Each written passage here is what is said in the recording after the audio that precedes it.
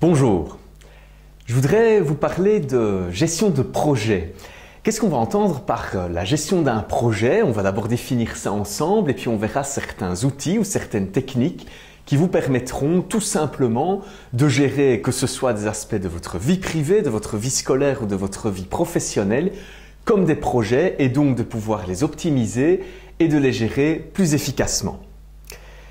Je voudrais tout d'abord qu'on discute un peu de ce qu'est un projet finalement. Un projet, ça peut être une activité, ça peut être une idée ou la concrétisation d'une idée que vous auriez pu avoir et que vous allez structurer dans le temps par rapport à vos moyens. Nous allons discuter de tout cela en détail pour pouvoir le concrétiser au mieux et garantir que vous pourrez atteindre des objectifs.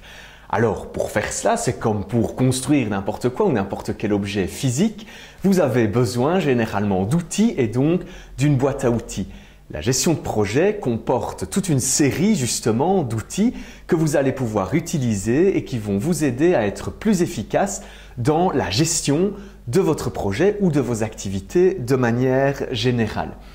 Ces outils sont relativement polyvalents et vous allez pouvoir les valoriser dans toute une série de contextes ou toute une série de dimensions de votre vie ou de la vie par exemple de votre entreprise.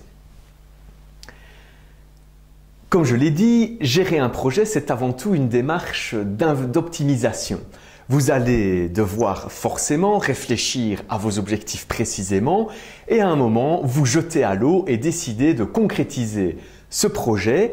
Et une fois qu'il sera lancé, on verra une série d'outils qui vous permettront de faire ça, vous allez tout simplement vous placer dans une démarche d'optimisation de ce projet et des tâches que vous allez mettre en place pour garantir l'atteinte de vos objectifs. Tout ça s'inspire d'une approche relativement entrepreneuriale qui va vous garantir l'efficacité dans votre gestion et dans votre manière de fonctionner. Vous allez, avec une gestion de projet bien faite et bien construite, vous retrouver beaucoup moins facilement perdu et déboussolé ou bien simplement dans le brouillard ou dans le flou comme ça pourrait être parfois le cas. Pensez simplement à certains moments peut-être de votre vie, ne fût-ce que privée, où vous ne saviez plus très bien finalement comment vous organiser, comment organiser vos tâches pour garantir l'atteinte d'un objectif ou garantir simplement un résultat que vous espériez. La gestion de projet va vous permettre d'organiser tout cela, de rendre votre approche beaucoup plus professionnelle et aussi beaucoup plus sereine vu qu'elle va être préparée. On va discuter cela ensemble.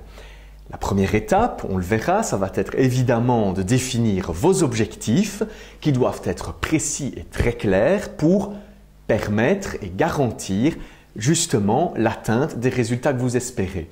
Cela ne se fera pas facilement, évidemment il va y avoir toute une série d'obstacles et donc de risques que vous allez devoir gérer, intégrer, préparer et surtout anticiper dès les premières phases de votre gestion de projet. Faisons un premier moment de pause pour vous inviter à réfléchir à certaines questions, aux réponses que vous apporteriez à ces questions justement et qui devraient vous aider à intégrer au fur et à mesure ce qu'est la gestion de projet et à voir finalement plus concrètement comment utiliser des notions parfois très théoriques dans le cadre très concret, par exemple d'un projet ou d'une initiative privée ou professionnelle. Les premières questions sont les suivantes. Quels sont les projets les plus importants que vous ayez déjà mis en œuvre? Ça pourrait être lié par exemple à votre habitation ou à un événement. Réfléchissez-y, ça peut avoir été dans le cadre professionnel, privé ou scolaire par exemple. Et puis posez-vous la question, comment avez-vous géré ces projets? Peut-être que vous n'avez pas mis en place de démarche de gestion de projet particulière, mais que vous auriez pu le faire, que vous auriez dû ou que vous auriez voulu le faire. Peut-être aussi que vous n'y aviez pas forcément pensé et que vous vous rendez compte maintenant que certains outils auraient sans doute pu vous aider. Je vous invite à réfléchir à ces questions qui vont nous permettre de passer à la suite. Et justement, fixons un peu le cadre, plantons le décor et fixons le cadre de ce qu'est la gestion de projet. On l'a déjà dit, c'est une série d'outils que vous allez pouvoir utiliser relativement précis et concret. C'est aussi une approche, c'est aussi une vision que je vais vous inviter à mettre en place dans la gestion de vos activités. une dimension importante de ces outils et de cette approche, c'est qu'elle va être parfaitement intégrée. Elle va devoir intégrer toutes les dimensions des tâches que vous devrez mettre en place pour atteindre vos objectifs.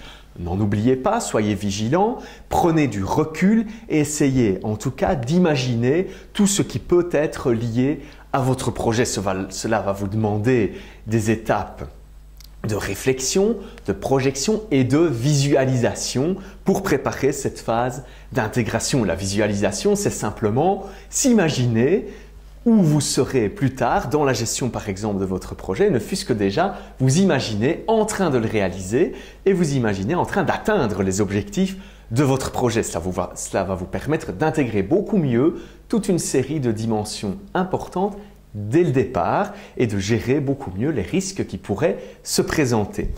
Alors évidemment, tout projet présente une série de contraintes que vous devez identifier clairement, mettre sur papier ou au moins avoir en tête très clairement avant de démarrer votre projet. Ces contraintes peuvent être liées à des raisons par exemple de budget, ça peut être des contraintes humaines, spatiales ou temporelles, peu importe. Essayez de les identifier et de voir clairement ce qui pourrait vraiment être un obstacle à la concrétisation de cet objectif par exemple. On va voir ensemble une série d'outils qui vous permettent de réfléchir à cela beaucoup plus en détail. Soyez cependant déjà conscient de cette dimension, tout comme la dimension de la gestion de vos ressources. On parlait des contraintes, il y a aussi des ressources, qu'elles soient par exemple budgétaires ou humaines, qui vont vous permettre de réaliser votre projet. Essayez de les identifier clairement dès le départ afin d'assurer justement le meilleur des commencements. Vous pouvez vous retrouver pour gérer un projet dans différentes situations qui auront toutes leurs contraintes et qui auront toutes leurs ressources, que ce soit, on l'a déjà dit, dans votre vie privée, où vous pouvez par exemple gérer la construction de votre maison, gérer votre déménagement, gérer l'apprentissage d'une nouvelle langue par exemple.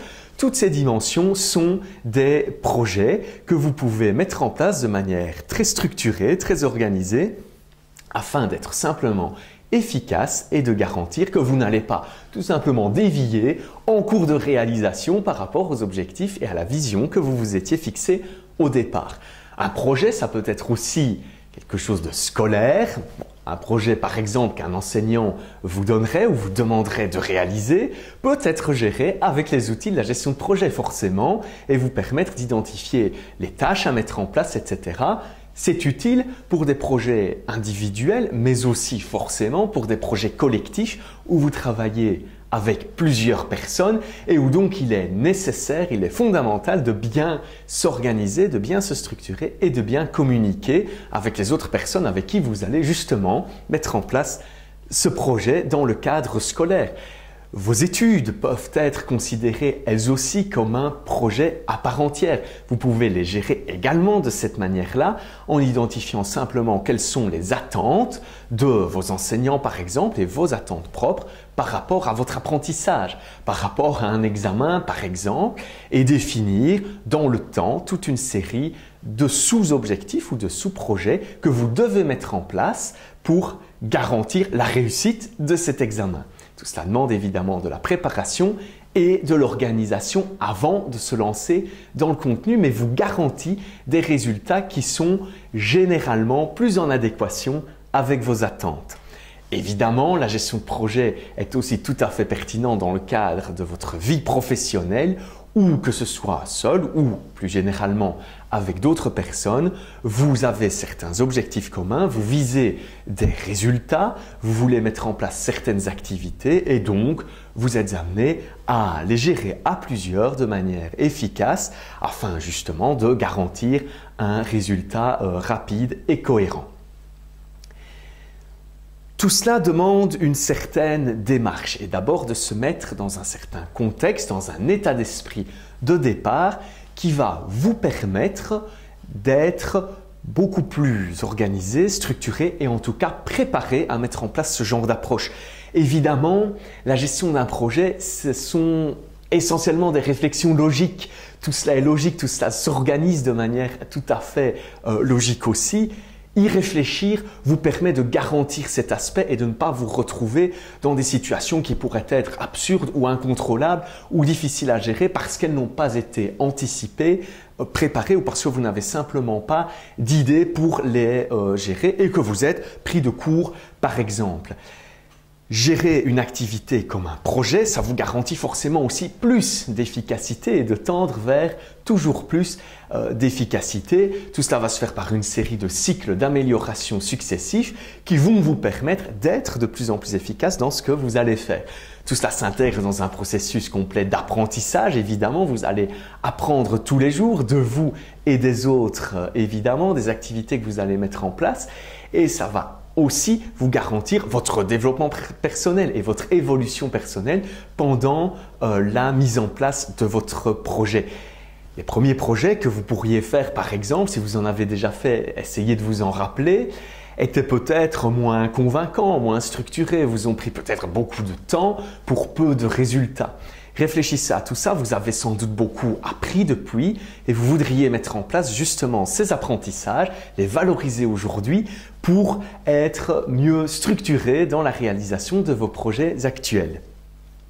Tout cela est centré sur un aspect sans doute essentiel, j'en ai déjà parlé plusieurs fois, c'est l'atteinte de votre objectif. Gardez toujours ça en tête. Vous devez avoir une idée très précise d'où vous allez à tout moment et en tout cas forcément dès le début de la mise en œuvre de votre projet.